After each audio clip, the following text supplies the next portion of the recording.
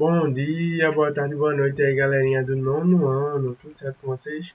Então, aqui quem fala é o professor Celso Lucas, professor de vocês de Ciências. E na aula de hoje, nós vamos estudar um pouco sobre ondas, né? Terminar aí o conteúdo. Só que na aula de hoje, nós vamos falar um pouco sobre o uso de ondas eletromagnéticas e sua relação com a tecnologia, certo? Bom, quando nós estávamos estudando um pouco sobre ondas, nós nos deparamos com muitos exemplos, né, de tipos de ondas, de formas de ondas. E na aula de hoje nós vamos estar aprofundando um pouco mais sobre esses conhecimentos. Ó, os telefones celulares atuais que possibilitam usar a internet, eles são chamados de smartphone. Né? Isso todo mundo aí conhece bem os smartphones. E os smartphones, eles são basicamente pequenos transmissores e também receptores de ondas eletromagnéticas. E aí, quem lembra o que é a onda eletromagnética que a gente trabalhou? Bom, uma onda eletromagnética vai ser uma onda que pode ser propagada mesmo sem meio físico e material, certo? Até mesmo no vácuo ela é propagada. E esses smartphones eles vão se conectar à rede de uma operadora por meio de uma antena direcional das estações de rádio mais próximas. E para garantir que haja um sinal de celular, independentemente da localização do usuário e da maneira como ele esteja se movendo dentro da área de cobertura, são instalados várias estações de base, certo? Chamadas de radiofrequência. E essas estações de radiofrequência, elas estão dispostas em células. Daí vem o nome rede celular, porque é uma rede que vai conectar vários celulares. E como será que evoluíram os telefones ao longo da história? Você consegue imaginar essa grande evolução? A gente estudou um pouco lá sobre tecnologia, né? Falei para vocês quem criou o celular e etc. Bom, hoje em dia muitas pessoas dependem do telefone celular, desses tipos, né, smartphones, para diversas finalidades. Ela vai possuir diversas funções.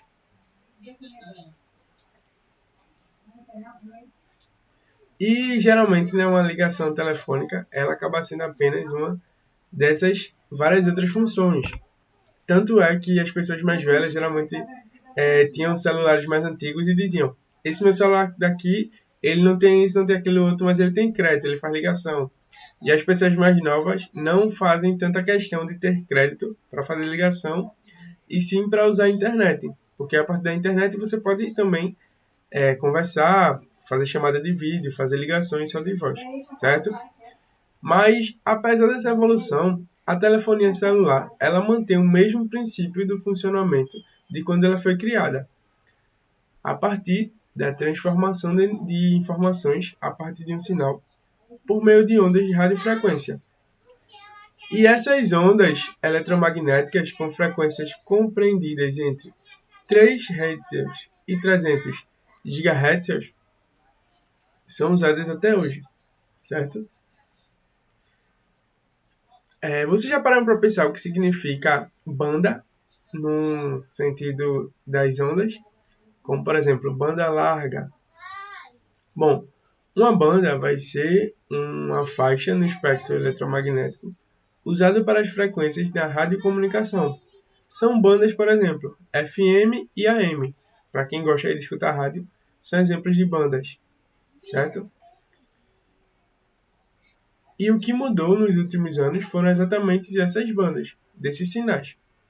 E atualmente, uma quantidade imensa de dados trafega pela rede de telefonia celular. Com o avanço da banda de internet móvel, é possível se assistir filmes e conversar por chamadas de vídeo sem que o usuário, por exemplo, se dê conta de que há ondas eletromagnéticas sendo empregadas para realizar todas essas tarefas.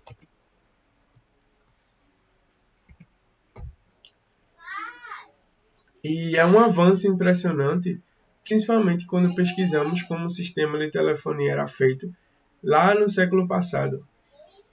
Nessa época era necessário que um profissional, chamado telefonista, ele conectasse manualmente as linhas de cabo entre os bairros e as cidades. Mas hoje é possível acessar a internet com 2 toques em uma pequena tela e realizar conversas via satélite por vídeo com alguém do outro lado do mundo em tempo real por bastante tempo, né? Se você quiser ficar aí 10, 20, 30 horas conversando, você consegue, certo?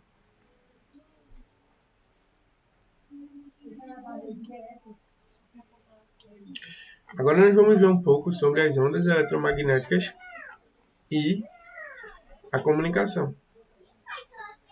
Lá no início do século XIX, por volta de 1830, o telégrafo era o que havia de mais avançado em termos de comunicação. Por meio de impulsos elétricos entre outros pontos distantes e conectados por fios, era-se possível passar uma mensagem criptografada, utilizando um código chamado de Morse. E esse sistema, criado pelo estadunidense Samuel Morse, que viveu em 1791 até 1872, ele baseou seus cliques ouvidos pelo receptor, divididos os pontos em sinais curtos e traços, que eram sinais longos.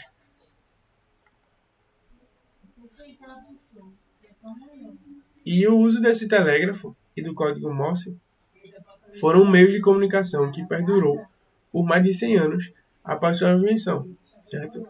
Cada letra tinha um símbolo, e aí as pessoas faziam essa sequência entre pontos e traços e poderiam escrever palavras, etc.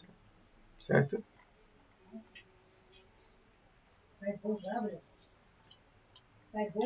Esse sistema de comunicação, apesar de funcional, tinha a desvantagem de manter uma conexão física entre os locais de emissão e de recepção da mensagem. Por exemplo, se o fio fosse cortado, os pontos de emissão e de recepção deixavam de se comunicar. Sinais elétricos podem viajar grandes distâncias, mas precisam de um meio físico, como um fio ou um cabo, para conectar o transmissor ao receptor.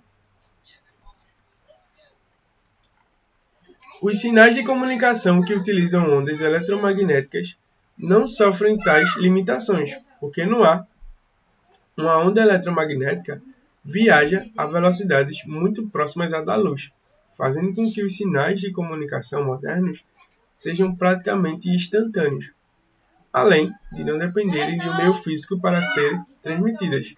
Por quê? Ondas eletromagnéticas podem ser refletidas ou não, de acordo com seu comprimento, pelas camadas da atmosfera terrestre. E desse modo, elas possibilitam a transmissão a longas distâncias. Com a tecnologia de hoje, são geradas ondas eletromagnéticas empregadas como portadores de informação. O rádio é um exemplo de como ocorre a transmissão por ondas eletromagnéticas. Nesse caso, ondas de rádio que permitem estabelecer comunicação, inclusive com aparelhos localizados fora da órbita terrestre, certo?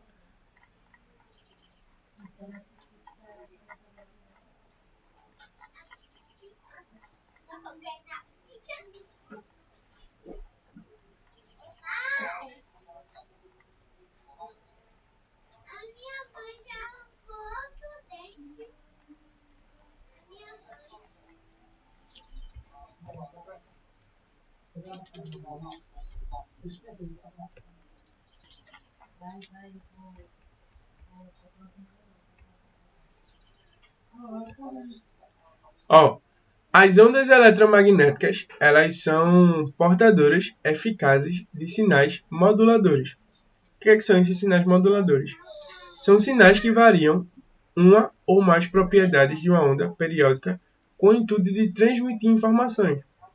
A estação de rádio, por exemplo, ela codifica a informação sonora que quer reproduzir, uma música ou uma voz. Em ondas de rádio, ela pega essas ondas de rádio e a transmite utilizando determinada frequência. E essas frequências vão poder variar em 2 âmbitos. Ou na modulação de amplitude, e aí nós vamos ter o sinal AM, ou nas modulações de frequência, e aí nós vamos ter as FMs. A transmissão dessas ondas de rádios são feitas por uma antena para todas as direções necessárias. Mesmo assim, o fato de as ondas eletromagnéticas sempre viajarem em linha reta faz com que seja possível a recepção em qualquer ponto da Terra.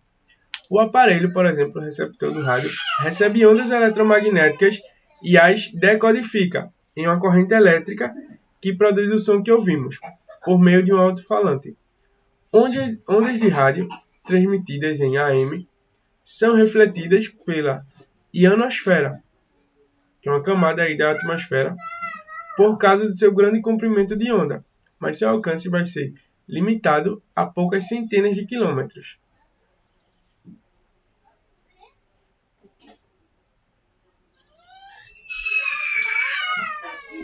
Como vai ser feito, por exemplo,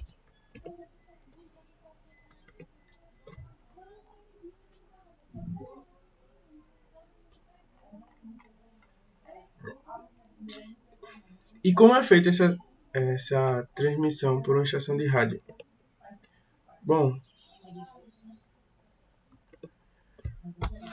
primeiro, o microfone ele cria uma corrente elétrica que é uma forma de sinal analógico de som original. E depois, o transmissor de rádio ele combina o sinal analógico amplificado e o converte em ondas de rádio com a frequência específica. E a antena de rádio, depois, ela transmite as ondas moduladas pela atmosfera. Logo após, a antena do aparelho receptor é ajustada para receber as ondas moduladas na frequência escolhida.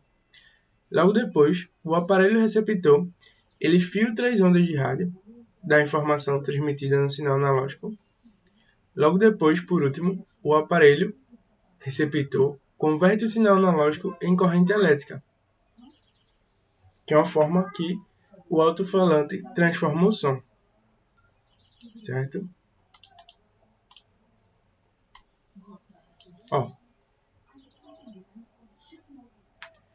E existem também as estações repetidoras e os satélites de comunicação, que vão transmitir para locais mais longe. Por quê? Quando a distância entre o emissor do sinal de rádio e o receptor é muito grande, as ondas de rádio elas não chegam satisfatoriamente ao destino, perdendo parte ou toda a informação que carregavam. E a curvatura da Terra contribui para que as ondas de rádio entre o transmissor e o receptor se percam. Isso também acontece devido ao relevo, como montanhas e vales, e os obstáculos. Esse é o motivo de se construir estações de rádio em locais muito altos, porque assim você diminui a interferência a partir de montanhas e vales. Mas os obstáculos, como os prédios e as demais construções, elas também atrapalham essa emissão. E até mesmo as condições meteorológicas interferem na transmissão e bloqueiam parte das ondas de rádio, certo? E para superar esse problema, as ondas de rádio elas podem ser enviadas para uma estação repetidora, normalmente instalada em locais de grandes elevações, que vão ser responsáveis por replicar os sinais, retransmitindo-os para os mais longes, para distâncias às vezes intercontinentais. E a utilização de estações repetidoras terrestres é atualmente impraticável, pois seria necessário haver uma estação repetidora a cada centenas de quilômetros, fazendo com que o custo da transmissão ficasse muito elevado. E o que fazer, então, para aumentar o poder da transmissão desses sinais? Bom, as ondas de rádio, com maior frequência, como FM, TV e microondas, conseguem atingir a ionosfera. E dependendo de sua frequência, podem até escapar para o espaço. O satélite artificial de comunicação vai ser um elemento repetidor de sinal enviado de um ponto emissor muito distante do receptor. As microondas, por exemplo, conhecidas por seu uso doméstico em forno, são uma faixa de ondas bastante importante nas telecomunicações e algumas são utilizadas amplamente nas transmissões via satélite. Atualmente, vários eventos estão relacionados com algum tipo de transmissão via satélite, desde o ato de assistir a uma partida de futebol até o uso de dados por meio da internet. E essa transmissão via satélite, utilizando uma estação de rádio, é usada no mundo todo, certo?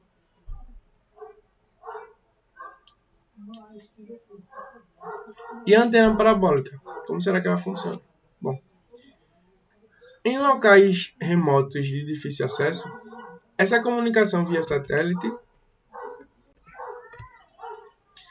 é de fundamental importância, pois a comunicação por um sinal de telefonia celular tende a ser precário se não houver centenas de antenas repetidoras de um sinal nas proximidades.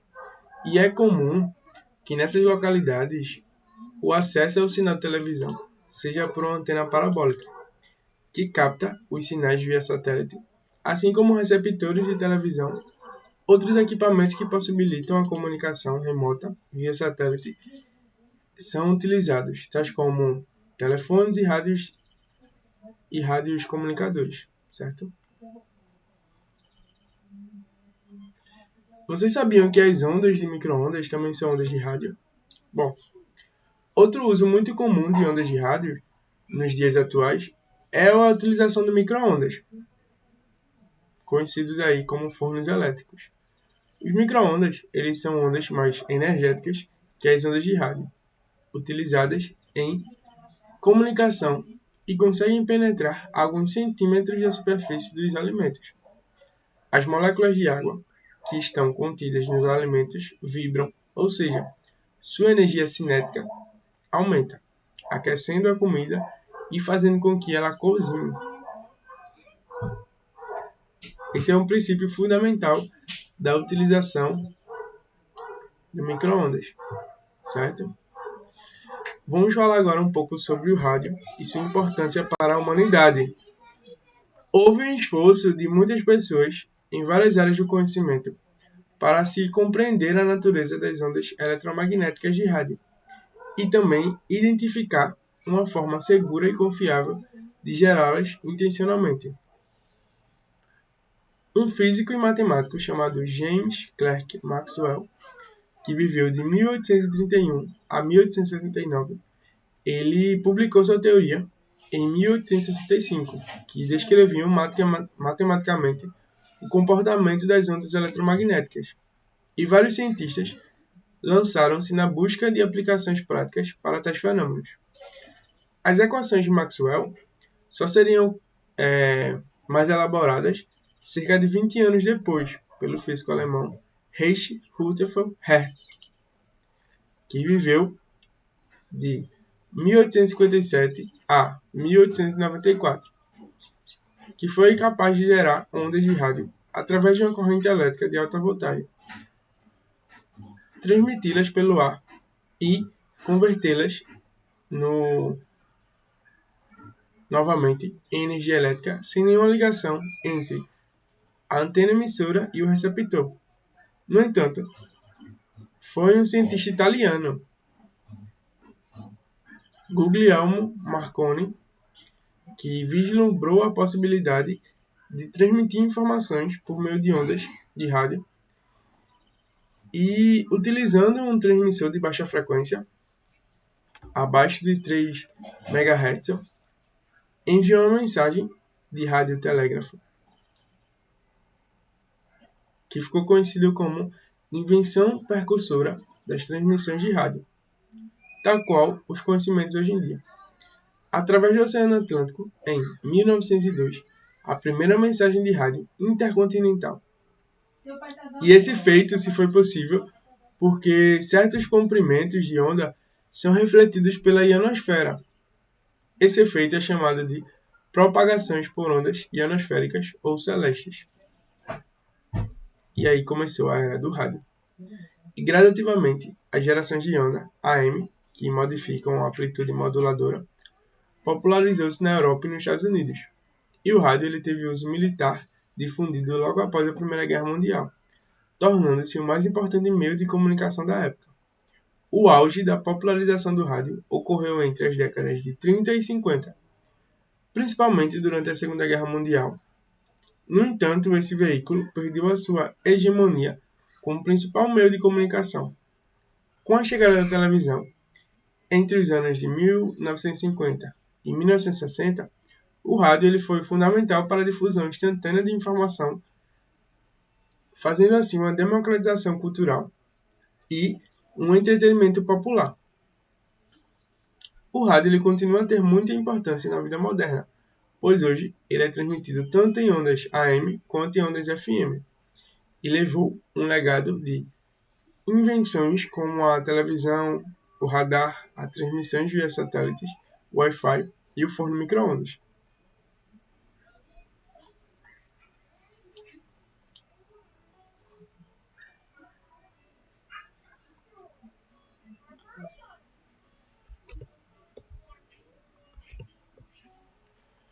Os aparelhos de comunicação eletrônicos, eles utilizam um sinal para transmitir informações, chamado de sinal modulador, que representa uma informação que pode ser um som, um clipe, ou uma sequência de números ou de letras a serem decodificadas. O sinal modulador ele será transmitido de uma forma mais efetiva quando estiver contido em alguma outra forma de energia, chamado de sinal portador. No caso do telégrafo, a corrente elétrica é o sinal portador do código criado por Morse, chamado também de código dos cliques. Para o rádio, o sinal portador vai ser a frequência de transmissão, as ondas eletromagnéticas que carregam a informação. Essa informação pode ser uma música ou uma voz. Ou seja, o sinal modulador vão ter só a modulação ou da amplitude, e aí nós temos o AM, ou da frequência, e aí nós temos o FM. As ondas de radiofrequência, elas são ondas eletromagnéticas com frequências compreendidas entre 3 kHz a 300 GHz e podem ser divididas em faixas de bandas. As mais utilizadas são as bandas radar, AM, FM, VHF e o HF. Por quê? As estações de rádio, elas transmitem o som variando a amplitude das ondas portadoras ou a sua frequência. E essas formas de transmissão, elas recebem o nome de AM, amplitude moduladora, e FM, frequência modulada. O princípio de funcionamento de transmissão em ondas AM tem por base a modulação da potência do sinal portador em função da amplitude do sinal sonoro. Quanto mais som for transmitido, maior será a amplitude da onda eletromagnética. Já a transmissão em ondas FM vai utilizar o princípio de variação da frequência de ondas portadoras, isto é, a frequência de ondas eletromagnéticas adapta-se à intensidade do som a ser transmitido.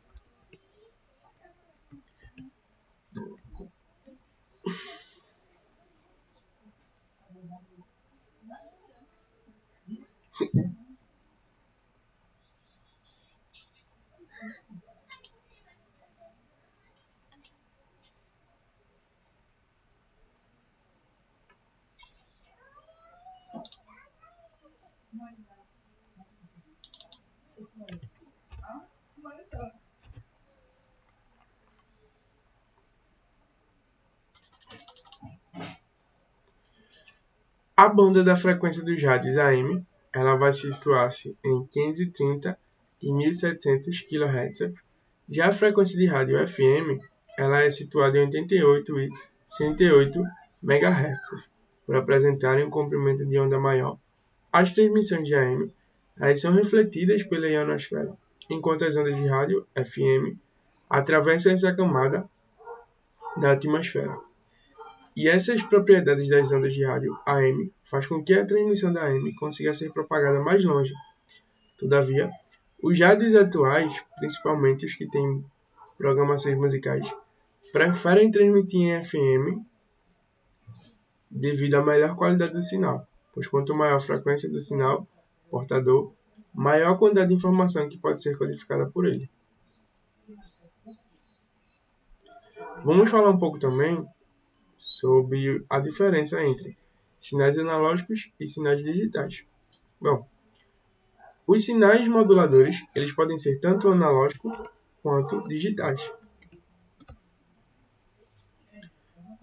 Os sinais analógicos, eles vão apresentar propriedades que mudam continuamente com a variação do sinal original. Já os sinais digitais, eles convertem em códigos binários os sinais analógicos. Para distinguir os tipos de sinais de comunicação, um telefone celular comum, ele pode servir de exemplo. Quando falamos ao celular, a voz provoca ondas de pressão no ar, chamadas de ondas mecânicas. E essas ondas elas são captadas pelo diafragma do microfone. Essa parte do aparelho é chamada de transmissor. Por quê? As vibrações do diafragma do microfone são convertidas em correntes elétricas, que vai ser o sinal elétrico. Se falarmos mais alto, maior será a amplitude das ondas sonoras e, consequentemente, maior será o sinal elétrico resultante. Esse sinal ele vai ser analógico e segue pelos fios do aparelho para ser convertido em sinal digital, na placa eletrônica.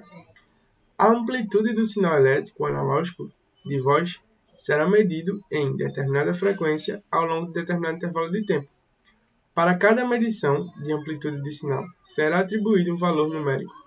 E esses valores eles são codificados para uma linguagem binária. Linguagem binária vai ser uma sequência de números qualquer. Qualquer não, né? Geralmente 0 e 1. E estações prontas para a transmissão. O sinal que contém toda a informação de modulação de voz captada pela transmissão em formato binário é um sinal digital. Uma vez convertidos esses sinais, os sinais digitais eles podem ser transmitidos a maiores distâncias sem sofrer tanta interferência. Interferência tem também o nome de ruído. E de forma mais rápida, quando decodificados, esses sinais praticamente não perdem as propriedades do seu sinal original. E quando chegam ao aparelho de destino, o código binário é convertido em um sinal analógico, que por sua vez é convertido em um som pelo alto-falante do aparelho. Assim, o som ele é ouvido praticamente da mesma maneira que o som original, capturado pelo aparelho que o transmitiu. Certo? Então, gente, a aula de hoje era isso, certo? A gente conversou sobre bastante coisa. É importante vocês assistirem a aula com bastante calma. Qualquer dúvida podem me mandar perguntas, certo? Pelo Clésia. Obrigado e até a próxima.